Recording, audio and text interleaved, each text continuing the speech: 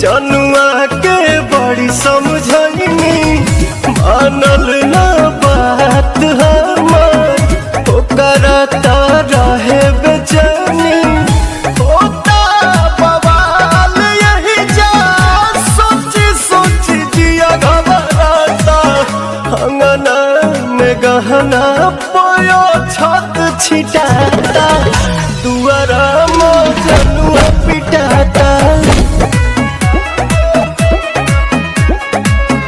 दुआरा में जनुआ पिटाता।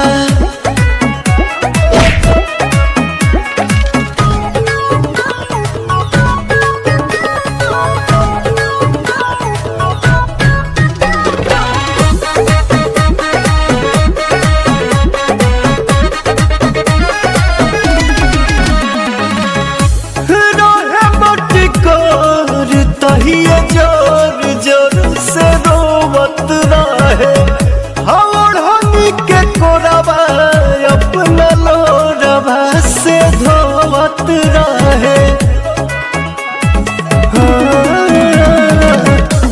रहे मटी कोर तहिए जोर जोर से रोवत रहे हवड़नी के कोरबा अपना लोरबा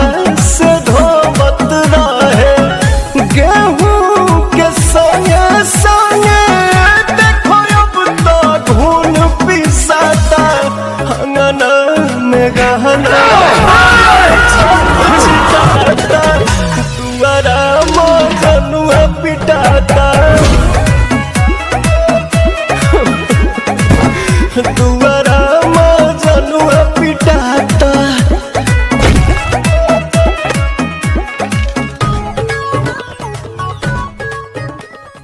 को वीडियो पसंद आए तो लाइक कीजिए, कमेंट कीजिए, शेयर कीजिए ज़्यादा से ज़्यादा।